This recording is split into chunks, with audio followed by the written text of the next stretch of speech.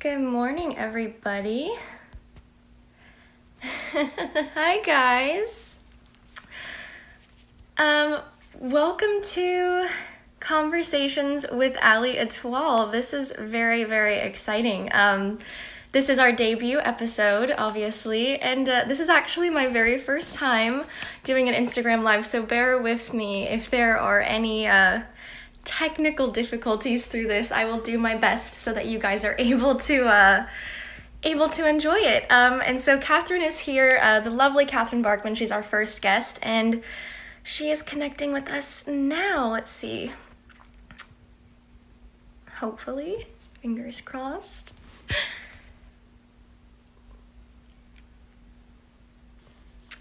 Yay! Hi, Katherine. How are you? I'm good. How are you? Welcome to Conversations with allieetoile. Awesome. Obviously, this is a really exciting episode. Not only is it our first one, but you are our first guest. So, yay to that. I'm so happy to have you here. And for those who are tuning in right now, yeah, this is definitely, I'm pinching myself a little bit. I'm so excited to be able to provide you guys with this amazing, what I think is an amazing new platform, and obviously to talk about some really, really important things that are happening in the world right now and how it pertains to the ballet industry. So my lovely friend Katherine is here, and she is going to be talking about all of this with us. And of course, if you guys are interested or if you have any questions, feel free to send them in and we will answer them as we move along through this. So to start, I'll let Katherine kind of introduce herself for those who maybe might not have seen who she is. I find that very, very unlikely, but in the event that there are some new fans out there, Katherine, I'll let you take it away. Well, I'm Katherine Barkman. I am a ballerina at the Washington Ballet. I'm super, super excited to be here, especially in light with everything that's kind of going on right now. Like the rest of the world, I'm home, just working from home and doing what I can to continue to grow. Yeah, that's really, I get to do what I love, and that's pretty awesome, and connect with people in a new way. So Yeah. So, to give you guys a little bit more detail, I know that many of you might have seen the promotional material that's been released over the past couple days, but basically I wanted this conversational series to really discuss what I think is an elephant in the room that's ignored very commonly within the ballet world, within the ballet and arts community. And obviously we're in a time right now where the physical well-being of our art form is challenging and we're all having to readjust.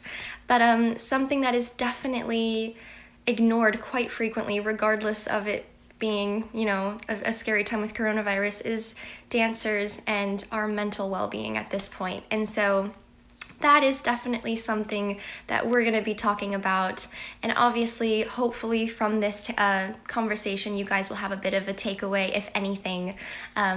Again, we are both professional ballet dancers, but we are both our own individual people. So this is all just our personal opinion and our own experiences that we are beyond happy, and I am beyond honored to have Katherine here to be able to share that with you all. So yeah, I have a couple Q&As that people have already sent in via my website. So I think let's dive into a couple of those, and then of course we can have a bit of a discussion on some of these topics. So the first one, I think it kind of goes without saying, is obviously if you're able to talk about what's going on with Washington Ballet, how are you and how is the company facing, the climate change with coronavirus, and how is that affecting the season for you?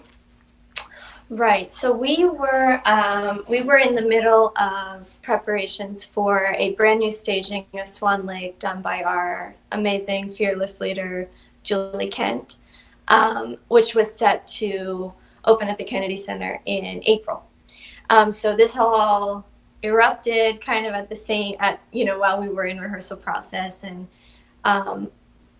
the company as a whole was absolutely incredible. Like, it was such a time of turmoil, but every single person continued to come to rehearsals with just this like, okay, well, let's just do what we can, because at some point this is going to go on stage, even if it's later than we expect.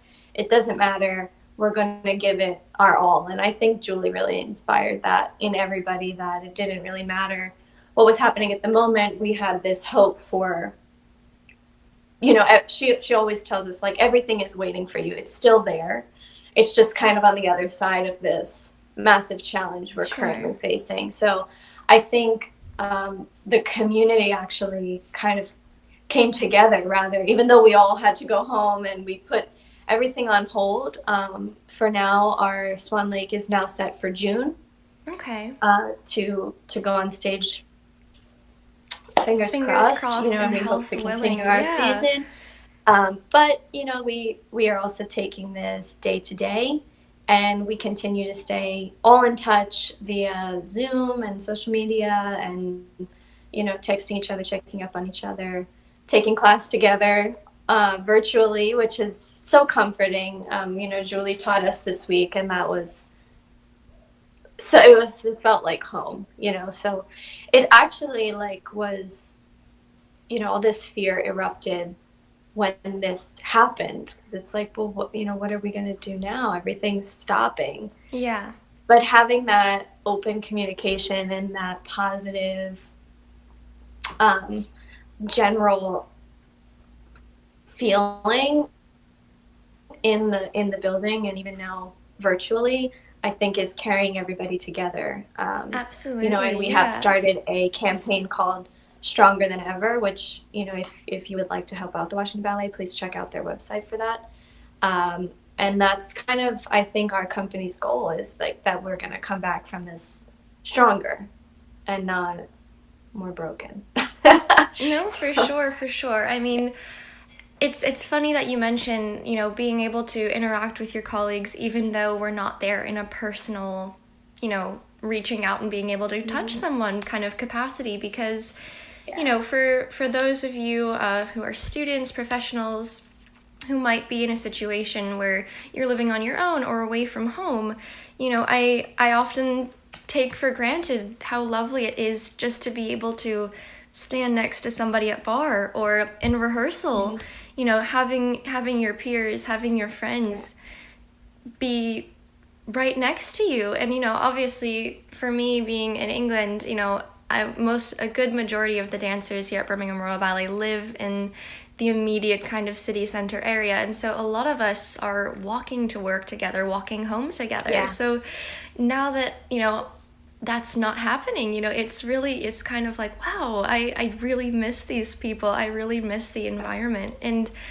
it's definitely, you know, obviously I'm super, super thankful to have been able to kind of escape it and make it out of England and be able to come home. I'm with my parents now in Florida, but it definitely is hitting me, the sense of feeling, you know, not that my parents aren't lovely and I don't enjoy their company, but it's very different than being in my normal work routine and being surrounded by the normal people who I'm with every single day in my life. So that's been a huge adjustment, and, you know, definitely, like, it's something now when I return to work, whenever we get the opportunity to go back to the studios and, you know, return to somewhat of a normal working type routine, you know, it's definitely, you know, I'm going to be giving everyone a hug and just telling them how much I miss them and how much I appreciate having them be just a part of my life, because they really do contribute to so much of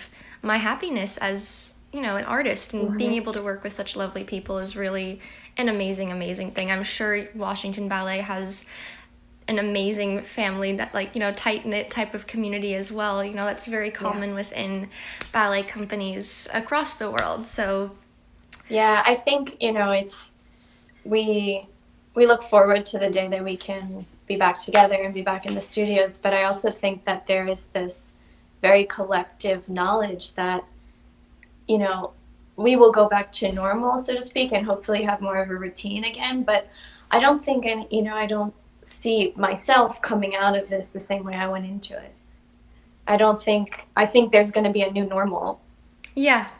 talking personally, for me, that, like you said, you suddenly don't take these everyday encounters as lightly, as you might have before this kind of separation started. So Yeah. there's this really deep sense of gratitude, I think, that has emerged. I know for myself, like how much I was grateful for it, but I wasn't as grateful as I am now. And I think going Absolutely. back, It there's no it kind of puts going things into back to perspective.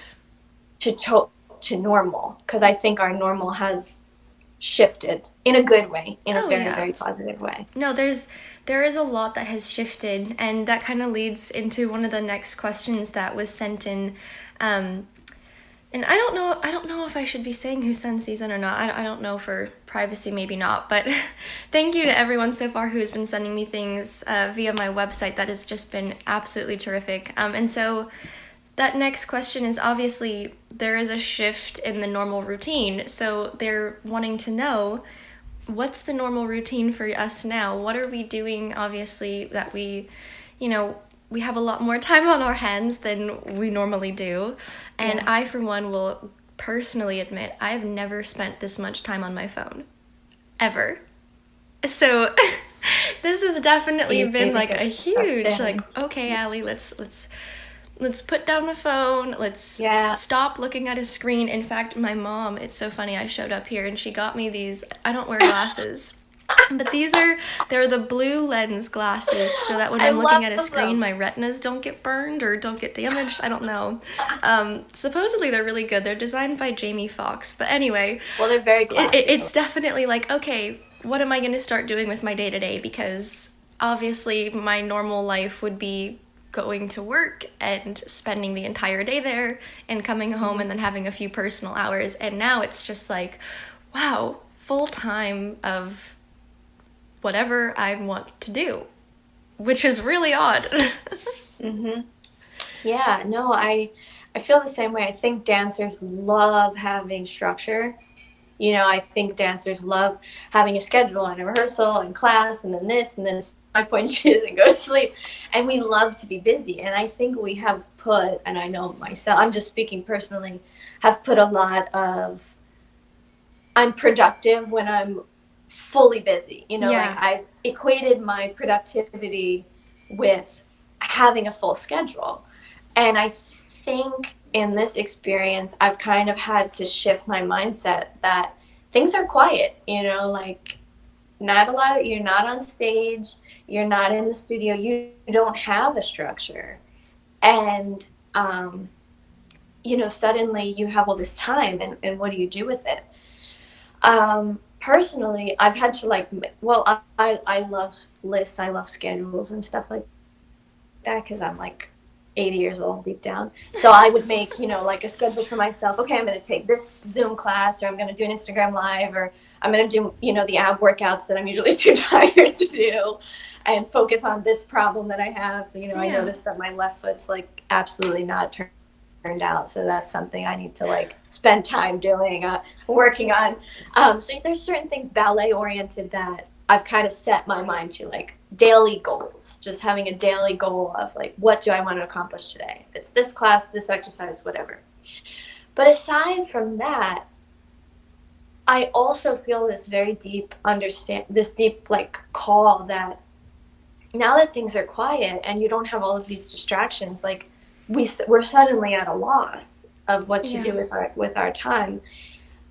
And I think that if we really take this time to accept the quiet and understand that it's here to open up time with ourselves, that could be a really positive thing for a lot of people, because we often don't deal with a lot of our emotions because it's easy to be like, okay, I'm going to do this instead, or I'm going to go here instead. And suddenly we have to sit with our anxiety, and we have to sit with our fear, and we have to sit with our uncertainty. And Yeah. that's so uncomfortable. It's It, so it uncomfortable to really like is. It sit in really, a really room with is. that and be like, I'm anxious and have nowhere to go. But the amazing thing when you sit with an emotion that is like very strong is that it suddenly has less power over you when you really face it. and you don't just become distracted with something else. You suddenly have to go inward and really reflect on, okay, well, why am I feeling like this? And that's okay. I can feel like this. It's a feeling and it's going to pass. And maybe I should just read a book or listen to a podcast or go on a walk or cook a meal or learn a hobby or learn a language. Just do anything else except dwell in your uncertainty. Absolutely. And I think it goes without saying that, I mean, obviously, ballet is a super all-encompassing, 150% attention needed type of career where it's just, it's not the kind of thing where you go to work 9 to 5 and then when you go home you're done. It's because what you do at home is going to impact you tomorrow. And so, definitely, I think that at least for me and a lot of my colleagues at Birmingham Royal Ballet and people who I know and respect, there are so many dancers who have so many amazing talents that stretch even further than what you can put onto a stage. And so I definitely think that this is a time I would encourage people to tap into those things, tap into those resources, tap into those callings that you may or may not have. Tap into your creativity. Yeah, try to find things that keep you interested and keep you engaged. And of course, this is something that, while it is kind of sad to talk about, ballet is a short career. Mm-hmm. And it's important to be able to, of course, when you're dancing, when we're working, be committed and be so into what we're doing, but also realizing that while ballet might be a huge part of our identity, it doesn't define us. And I think especially in a time like this, it's important to be able to kind of figure out, who are we when we're not on stage? Who are we when we're not Allie the ballerina, Katherine the ballerina, because at some point we're not going to be able to be a ballerina anymore. And I think it's really necessary to be able to spread awareness and talk to people about, this is my love, this is my profession, this is my job right now, but what am I going to be doing in the future? And how is my professional career as a dancer going to potentially help me in the next phase of my career, in the next stage of my life? And so that definitely, I've been researching and taking my time since I've been home now, thinking about obviously ways to continue to grow as an artist, but ways to grow as a person, because I think that that's something that oftentimes we forget about. We're so driven and we're so dedicated to the physical nature and just working in the studio that we forget about, we are people and we have to continue to grow as ourselves, because, and this is something very funny. Julie Kent actually told me this. It's not just the ballet, it's the full picture. It's the full circle. Mm-hmm. That is what we need to really become the artists of our full capacity and the person of our full capacity as well. Yeah, and I, to kind of piggyback on that subject, that was a question that really changed my life, was when a mentor of mine asked me, but who are you when you're not dancing? And I said, well, I'm a ballerina. And she said,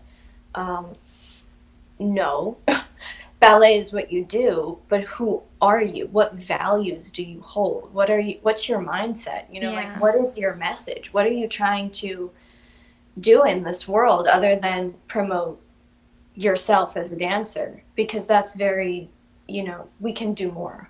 We can be more than that. And I think this time that does make us face, I'm not getting the affirmation that I'm used to. I'm not getting the applause that I so enjoy. And things are quiet, and that can be terrifying. But it's also our way to discover more about ourselves in such a positive light, that and not even looking that far to the future, but who are you every day, even as a dancer, when you're not dancing? What is it that you're bringing to the stage as a person? And how are you impacting kids' lives off stage? How are you impacting your colleagues' lives? It's kind of like you go inward in order to be more effective outward. Because if you don't know what you're trying to express and what you're trying to affect, we're wasting time. Absolutely, and absolutely. I think having the time to and that was know who we are truly, and decide what we can become, because we can look at ourselves as who we are at the moment, but we can also say, okay, well, I think I want to go in that direction, and start working towards that, because it takes a lot of work. It really does. And I do think that this is to our benefit. One of the, while it may be a more stressful element to our career, it's also kind of normalized. Dancers are the kind of people who don't just live in the present. They're thinking about what's going to be 3-5 years from then. We all have these kind of aspirations and goals for where they'd like to see themselves. And with that comes a lot of planning. We have to plan our career, we have to plan our training, we have to plan a path to success, and ways and things that we need to do to continue to progress in our career. And so I definitely think dancers are the super orientated type of person who are able to really use that to their strength when talking about who are we when we're not dancing, and what are we going to do to continue growing. I mean, and that was something that I had learned. I spent 4 years, for those of you who don't know, I spent 4 years as a principal dancer in the Philippines. And I learned a lot during that time, because it was a very it was an unconventional path to take, where I left home at 18 and just kind of was thrown into the deep end.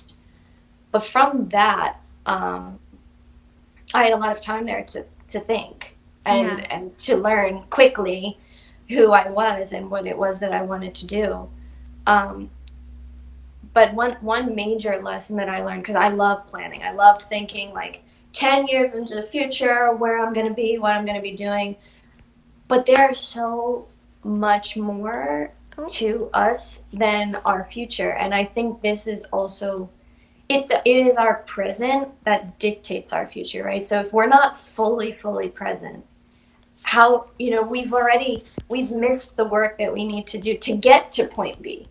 Because we've already jumped there in our minds, we've suddenly missed the journey getting there and the lessons needed to arrive, if that makes sense. And that was a big mindset shift that freaked me out at first, because it's what do you mean I can't plan? Well, it's plan, but be flexible. Be flexible that it's not all going to happen at the same time that you want it to happen. And it's not going to be a straight shot. Just because I write it down doesn't mean it's going to go the way that I am envisioning it. And sometimes it's allowing for the world to move through you, rather than you tightening your grip on your expectations of where you need to be. And it really helped me to shift the mindset that, yes, make a plan, but don't be attached to the outcome, because it might be better than what you had planned, right? Absolutely. So don't limit your mind to, well, and I remind myself this because I get caught in it all the time, but I shouldn't limit myself to an expectation or an outcome, because suddenly I've missed all the joy of getting there. I've missed every moment leading up to where it is that I want to go. And right now, especially with all the uncertainty, we can make plans, but we have this thing that's happening, and suddenly we need to be very, very flexible and decide how we grow through it. And it might not be in the way that we think we should be growing through it, but nonetheless, it's going to lift us to where we need to be next, if we allow it, and we don't just stay stubborn in our ways, because it might be better than what we had envisioned all along. Certainly. And this kind of ties in. Someone, I just now saw this, and I apologize. Someone had sent in on the screen here a question of, where do we draw our strength and optimism from? And me personally, I draw it from others. I so admire and so love being able to see other professionals in this art form. I am someone who is, Katherine and I we're both relatively young in our careers. I'm 22, Katherine is 23, Mm-hmm. So we're still at a, quote, beginning, still at the beginning of our careers, and growing and developing, and we have hopefully many, many years and many seasons ahead of ourselves to continue growing. And definitely, when I see artists like Katherine, like my colleagues at Birmingham Royal Ballet, and seeing how they conduct themselves, that is really, really something that motivates me and that sticks with me. I think I'm a super visual learner. I always have been. But as I've gotten older and more into this career path, I so appreciate being able to watch my role models, watch my superiors. I think it's an amazing opportunity not only to work with these people, but also be able to connect with them on a friendship level, because talking and life experience, I mean, that is really where I get that strength and optimism from. And of course, I have my lovely, amazing trainers who are a phone call away, who continue to inspire me, continue to push me, will continuously give me those little phone calls checking in on, have you done this today? Are you doing that? And even if it's something simple like, have you brushed your teeth? Are you paying your rent? Little things that are like, yeah, are you functioning in your job? And are you a functioning human? Because it's for many ballet dancers, Katherine, you moved away when you were 18. I moved away when I was 17. A lot of us are kind of little birds that are jumping out of the nest before we know how to flap our wings, and so we somehow figure it out. But it's a rocky road. There's not really as much advice as someone could give you, and as much information that someone could give you of what it's like taking that jump student to professional, or even just living at home and then being completely on your own and working with adults who are in much different places in their lives and much different places in their careers. It's pretty daunting. And so, again, the strength for me and the optimism comes from people telling me that they've done it, they've managed, and so will I. And they're able to provide me with that comfort throughout the duration of my growth. Absolutely. Absolutely. There's so much hope derived from a story of somebody who did it, or who overcame a similar challenge. But I think there's a lot of value into realizing, like you had said, that, there is a very, very strong inner will and inner strength, a gentle strength. It doesn't have to be aggressive, like, I'm going to do this. It's this little voice that reminds you, like, you're doing what you've always wanted to do, so just keep going. It's a very quiet, special, kind, loving encouragement that comes from within you that reminds you, like, just go out and do it. Don't spend any more, get the inspiration, get all of the conversation and the words and the mindset. But the real challenge is when you have to put pedal to the metal and, like, actually live it out.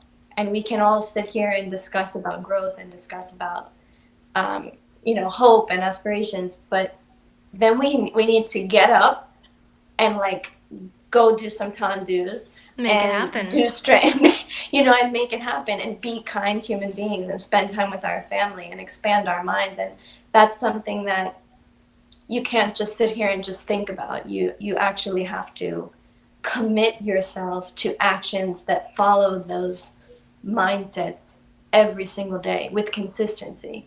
And I think that's how real change and real goals are reached, is through just living it out and working with integrity. Of that, I say I'm going to grow, but I'm also not going to, like, get off of this conversation and go lay on the couch. I'm going to go work out, do my class, read a book, and then maybe lay on the couch after that. But, like, you know what I'm saying? You really have to own what it is that you want to achieve. And Absolutely. I really admire people who walk the talk.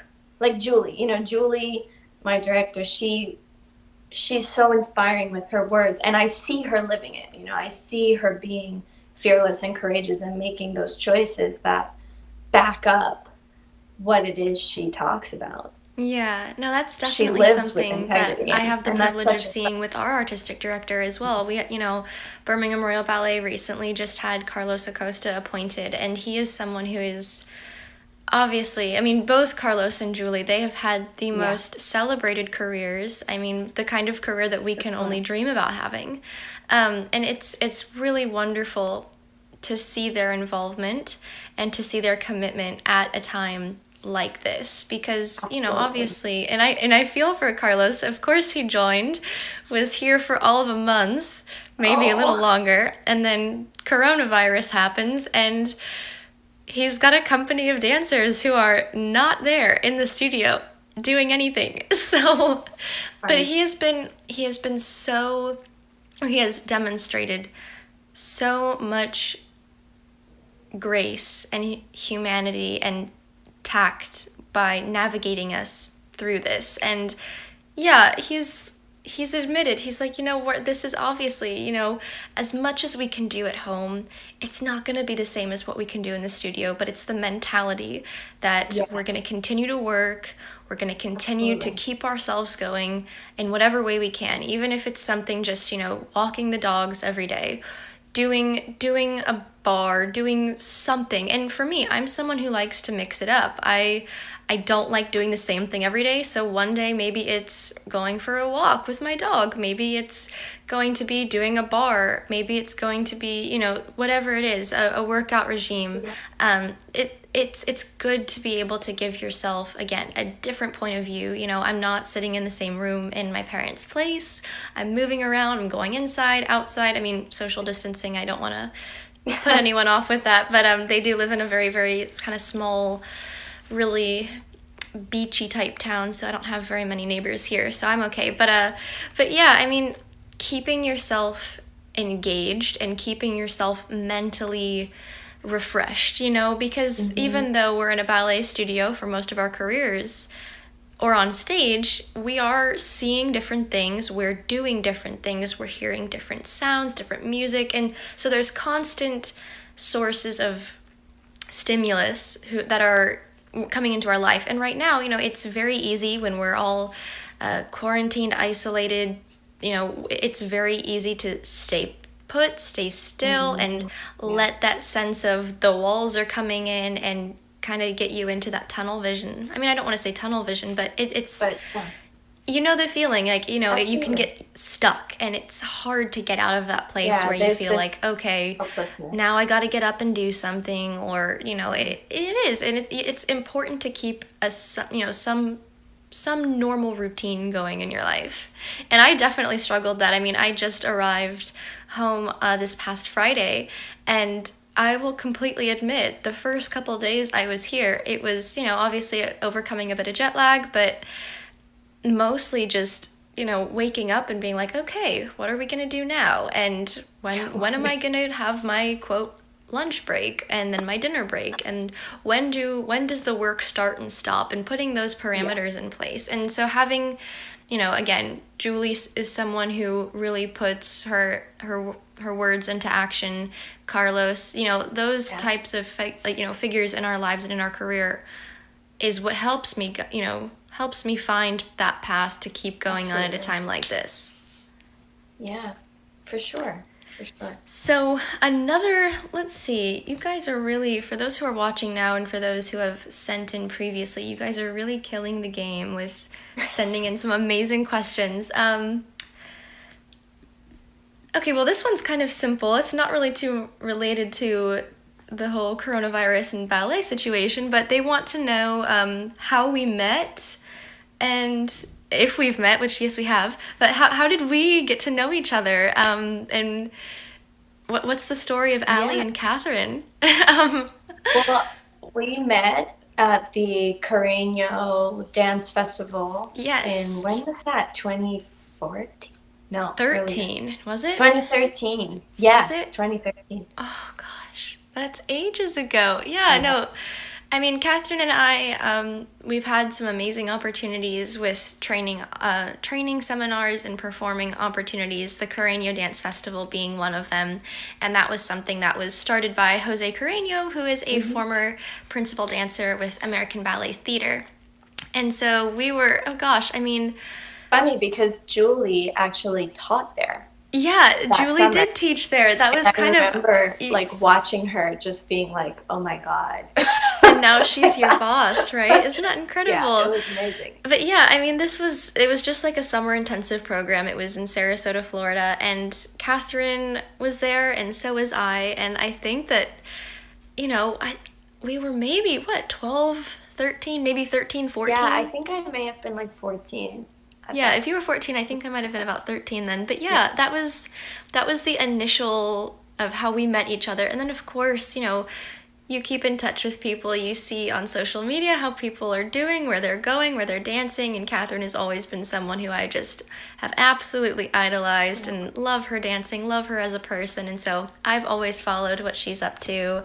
And Katherine has also you've worked with Ariel and Wilmian, who are the directors of the Sarasota Cuban Ballet School. And those are two of the more influential trainers in my life. And so that was just another correlation that we had together. So, and it obviously, while we are in different places in the world and in our careers, it's nice that we're still able to kind of connect on a somewhat face-to-face level, So yeah, that was a really good question. Thank you guys for sending that one in. And then back to a more, on-topic type thing. Obviously, people have concerns about what does this mean for employment? What does this mean for the ability to put dinner on the table? Are we going to be getting paid? What are we going to do if we're not? What's the game plan? Obviously, there's not a lot of answers right now because we're kind of taking it day by day and seeing how this plays out. But if you're able to talk about what Washington Ballet is doing, what you're personally doing or planning for, and I'm happy to share what's going on with Birmingham Royal Ballet at the moment in England.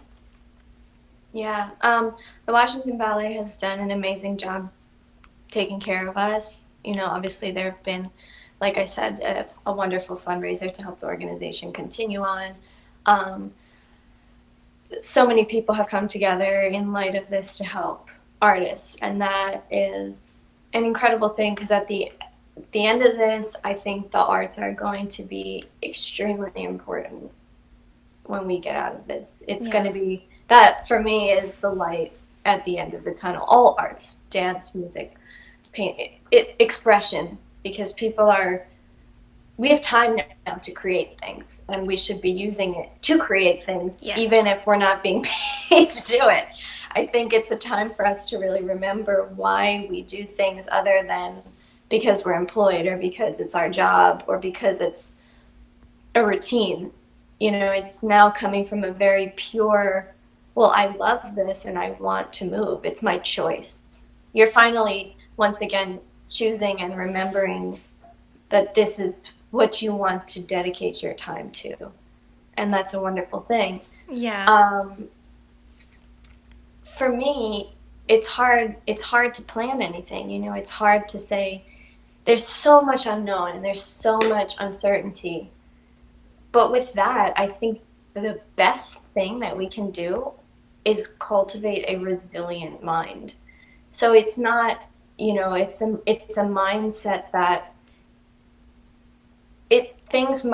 it's hope that things are going to go well. You hope for the best. You always do.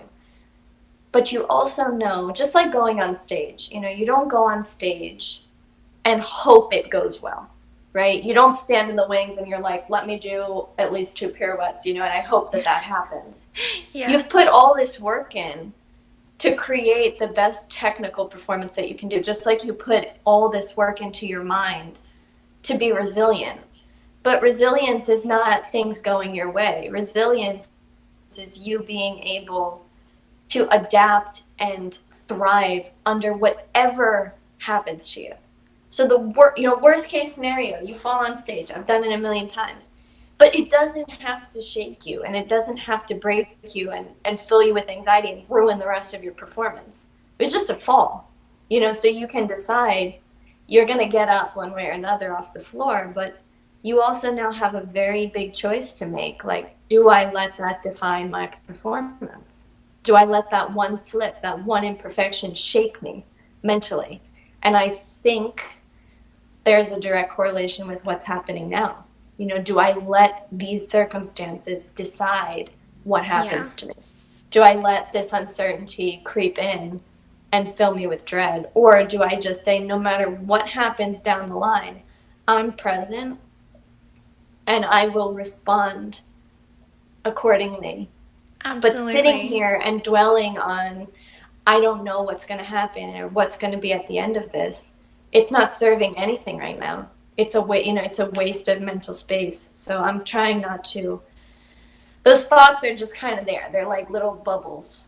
And I'm like, you can float around, but I'm not picking that up. No, Because no, I I'm mean just like, as it's soon as so it valid. lands It's in so front of valid. me, And honestly, that's when I'll Birmingham be Royal okay. Ballet has kind of instilled a very similar mindset into the dancers. You know, obviously the current situation, it goes without saying, we're not dancing. We're just not. But they do have plans, you know, health permitted and government warranted, to try and get us back sometime very soon. In a perfect world, I think they're aiming for sometime mid-April. But then again, you know, this is a very trying time, and we are handling this. The executives there are handling this on a day-to-day basis. In some cases, Exactly. it's an hour-to-hour basis, because things are changing so rapidly.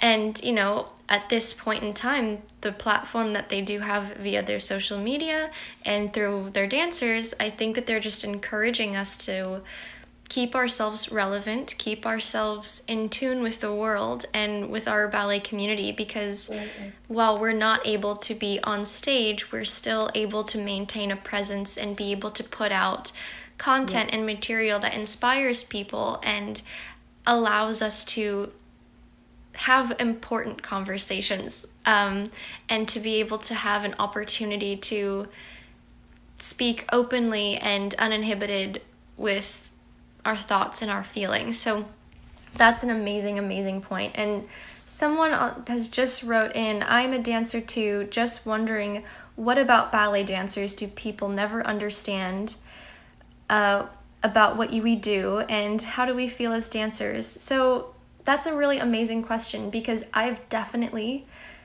if we were in a normal time, I would have a series of answers for this. But given the current situation we're in, you know, I think people are curious, well, is ballet really a job? I mean, obviously, if you're in the ballet world and in the performing arts community, you know that it is very much a full-time profession and that it is very, very involved. But in the world in general, there's a lot of people who see it as, oh, you're a ballerina, you dance, okay, that's cool.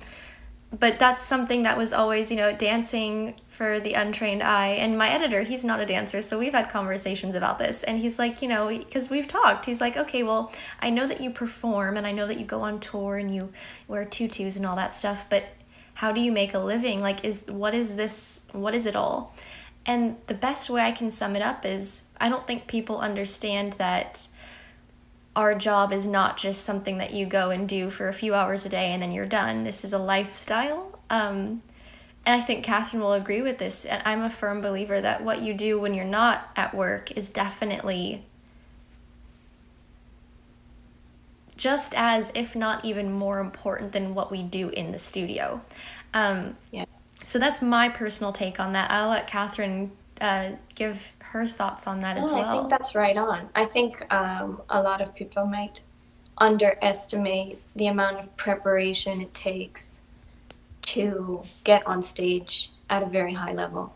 You know, and I think there's a big misunderstanding that, oh, you dance all day and then sometimes you go on stage and that's just like, you're able to do it. No, it's a constant pursuit of excellence. So you're constantly trying to be just a little tiny bit better than you were maybe the day before. Yeah. And while that seems attainable, it's also very challenging because it requires extreme discipline, focus, and absolute mental resilience, because you have physical challenges, you have emotional challenges, you have days where you can't move, you're exhausted, you have days where your head is just not really maybe in the right place and you need to quiet down and get back to why you do it. I Yeah. think another big misunderstanding is that dancers just dance because it's what they're good at. Yeah. You know, I don't think that's always the case. For me, I don't dance because I'm good at it. I mean, it's so difficult. There's a million things I need to work on every single second of every single day, which absolutely fuels me. But it's like, it's something that makes time stop for me. And I think we all have these things in our life that make time stop, where I can be in a studio for 7 hours and be like, oh, what happened to I forgot to even, go to the bathroom or feed myself. Like, it just, you get so absorbed in what you're doing. And that's such a beautiful feeling, that you are completely present and completely devoted to something. Um, but also the type of profession that, well, it can be a self-serving profession because you enjoy it. When we get on stage, all of that love that we feel for what we do is shared. We open ourselves and bring an audience in to our world, for 2 hours, Yeah. and allow them to escape whatever hardships they're facing and whatever emotions they're dealing with. They get to come in and experience something divine and magical, and something made with complete love, absolute love. And that's so, so, so special in our world. Absolutely. I completely agree with that. If I'm trying to answer all of these questions that people are sending in, let's see, someone has said, what is something you both wish you would have known in high school? That's a really, really great question. I personally did not go to high school, meaning in person. I, at the age of, I think I just turned 13. That's when I transitioned to online schooling, a homeschooling type platform. And this decision was made by my parents, with support of my trainers and my family involved, because this was, this is what I needed to do to be able to dedicate myself to this craft. And being in school, as important as it was, the hours, the morning till afternoon, that interfered with my training. And I was starting to get to a point where things were looking promising, and I needed to really have the freedom to travel more and perform, go to competitions, go to training seminars. And so that was my high school. But something I wish I learned or wish I knew during this time in my life was definitely social skills, and meaning, and this isn't a real subject type thing, but social skills in the sense that I think that, and this is also going out on a limb because I didn't go to high school, I wasn't around as many people my age. I was constantly around adults, and I was constantly around industry professional type people. So I learned at a very young age how to interact and conduct myself in a professional light. But sometimes I felt a little bit socially awkward with people my own age, because my training environment, it was just myself and one other guy. You guys probably see him on my Facebook and Instagram a lot. His name is Francisco Serrano. He is my trainer's son, and he also dances with the Royal Ballet in London. So we were kind of in a very sheltered, not narrow-minded, but a very sheltered and small studio space where it was just the two of us waking up in the morning, training all day, and then going home and doing some schoolwork. So yeah, of course I was around people, but I didn't necessarily have the childhood component of going out with friends as much as someone who is in normal high school would. So that's really the one thing I would comment on. But of course, everyone's experience is different. I wouldn't change a thing about my upbringing and my educational development, because it's gotten to me a place in my career, in my life, where I have all of those things right now. Yeah. I had a similar, I'm from a small town in Pennsylvania, and I did the whole normal teenager thing. You know, I went to high school. I started ballet pretty late. Like my professional training didn't start until I was 14, which is like that's like pushing it.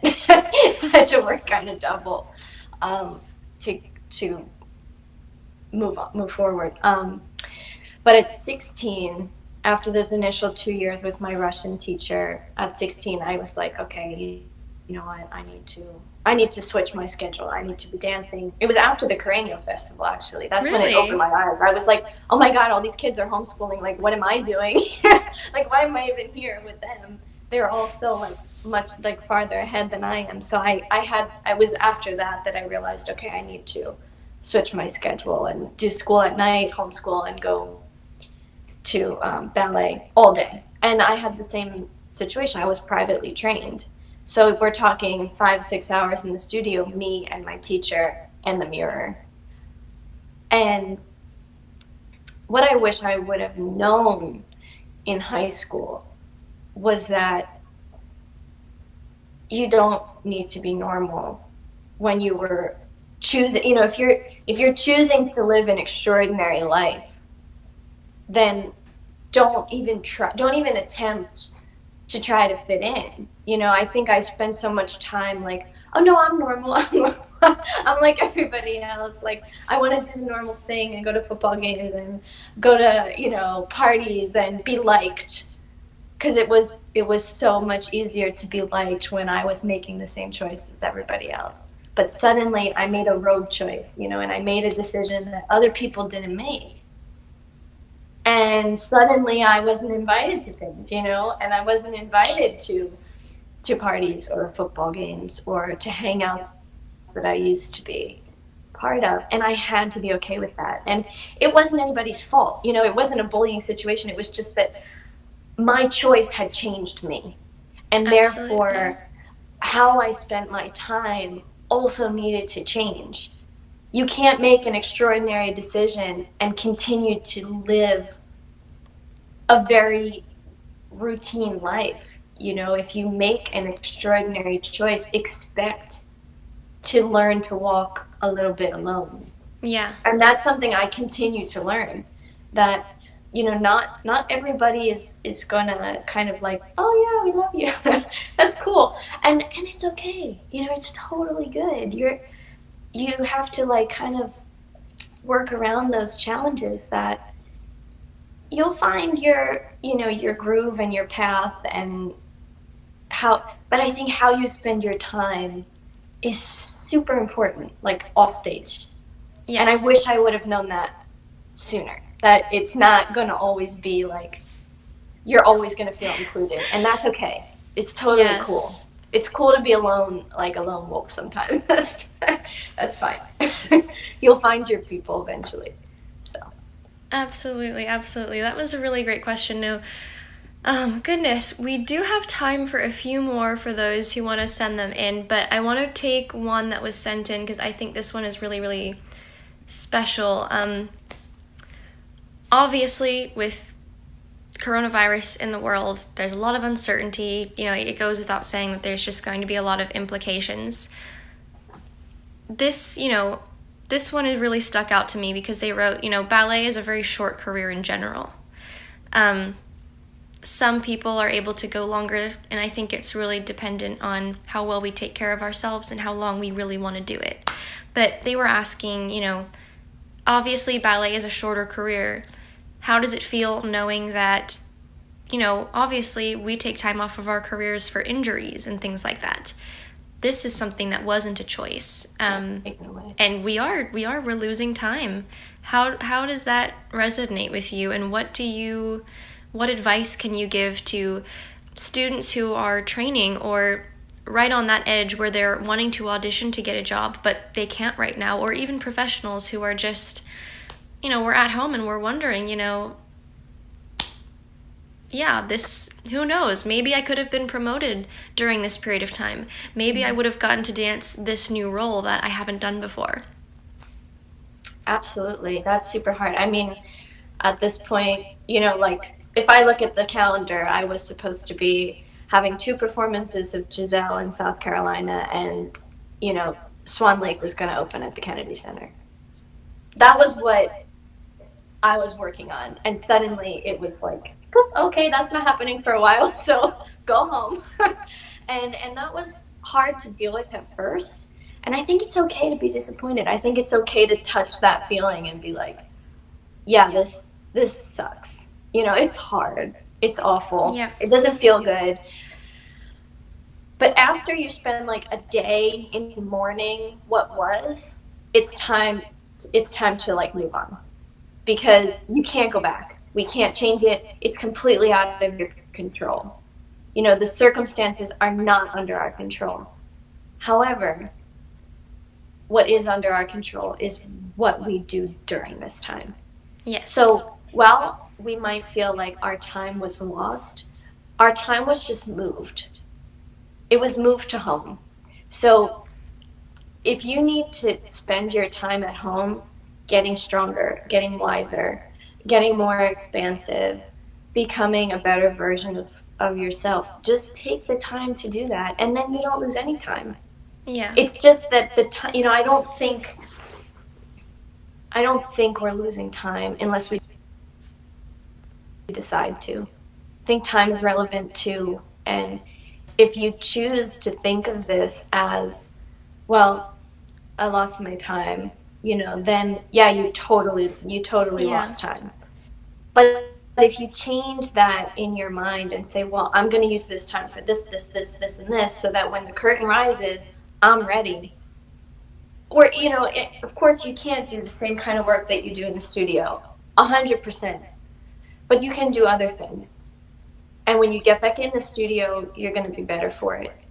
Even if you're going to have to get back into the groove, even if you're going to have to get comfortable on point again, you know, there's things that are going to be different. We're all going to be in the same position. But we're all in the same position, and we need to use this time wisely.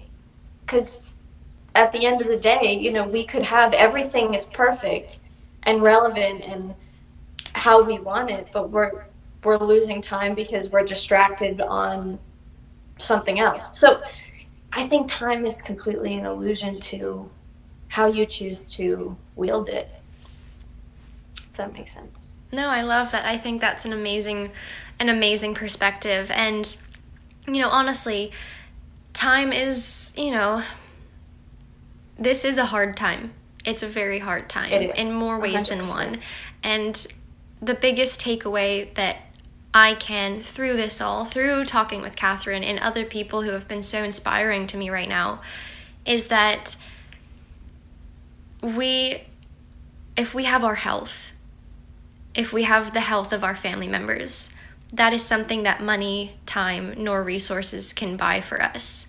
And honestly, that is the most important thing, because without that, we're unable to be ourselves. We're unable to be a ballerina. We're unable to do any of that stuff. And so, you know, this is an opportunity for us to really be appreciative of the things that we do have in our lives that we don't always take, you know, that we may or may not take for granted. And so definitely, I completely agree with what Katherine is saying about her perspective with time and how it's affecting the career. But, you know, at this given time, again, health is number one. And if we have that, when we will, again, as a nation, as a world, we will be able to return to that normal type routine. So yeah, I mean, it's also coming beyond ourselves and like serving humanity as a whole. You know, we have to do our part all together, and it's you go inward to expand, but then after that, we can't forget that this going inward is how we'll serve the greater good. Because whatever energy you bring to this world, that's what you give it. So I think it's important that we remember to work in service towards something bigger than just ourselves. And whatever that is for you, if it's a little girl who admires you, if it's your family, if it's your audience, it could be thousands of people, it could be one. Just like this conversation that you've so lovingly created. It's amazing, and I hope that it creates joy and inspires, because that in itself is what we should be doing. Well, Katherine, we are coming up to the end of our hour, and I wanted to, of course, thank everyone who has sent in comments and questions, and I will do my very best to get back to all of you on that. I want to thank Katherine for her time and participating in oh.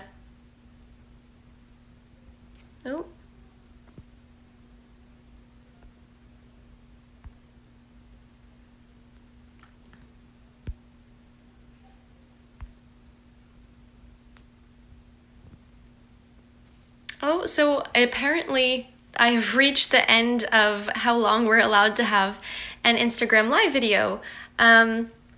So Katherine, if she's still there, and to all of the audience, I wanted to thank you guys all for tuning in today. It was an amazing, amazing experience, an amazing opportunity, and I want to thank Katherine for being part of this. Let's see. I think Katherine is still here. Hello, Katherine. Maybe I can add her back into. I think she is coming. It says it's loading. Technical difficulties. Sorry, you guys.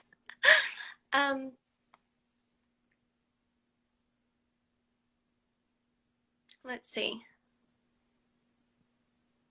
Well, in any event, Katherine, if you were there, and to everyone who has tuned in to the first episode of Conversations with allieetoile, I want to thank you guys so much for being part of this. It meant the world to me. I want to send a huge thank you to Katherine, who so lovingly and willingly jumped on board with this project, and I am beyond thrilled to be able to have had her be part of this and for her to share her wisdom. It means the absolute world to me, and hopefully you guys were able to have some sort of an amazing takeaway from this. Let's see. Okay, Katherine. Okay, there she is. I think she is coming in here now. I want to try and get her back on here for you guys. Ah, there she is. Sorry. I don't know what happened. No, I got a notification that says we've exceeded the time limit for a live, so that's okay. I mean, obviously we had amazing things to discuss and talk about, so I was just telling our audience, and for those who are currently watching right now, I wanted to thank you for being so lovingly and willingly jumping on board with this conversational series. This has been an amazing debut for the channel. And yeah, I mean, I personally value, and I hope that everyone who is watching this today has some sort of a takeaway. You know, this is a difficult time, and I wanted this to be something that people are able to watch, come on here openly and freely, and have these conversations that might be a little bit challenging to talk about, especially because they are some delicate topics that we've been touching on, but you have communicated those so gracefully and so tactfully, and I want to thank you so much for being a part of this today. Thanks for having me. I loved being able to do this. It's awesome. And amazing. I hope that it, connected people in a new way. It's good. Absolutely. Well, I want to say a big thank you again to Katherine. I want to send, on behalf of myself and Birmingham Royal Ballet, we want to send our love to the Washington Ballet and the entire ballet community. And again, thank you to everyone who sent in amazing comments and questions.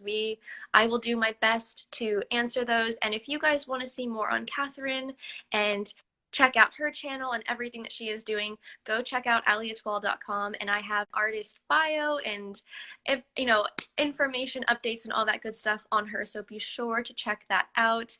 And hopefully maybe at some point we will get her back on here, because you all seemed to really love her. I mean, I do as well. So all right, Allie, thank you. Take care. Be safe. Okay. Absolutely. You too. For everyone, thanks so much for watching, and stay safe out there.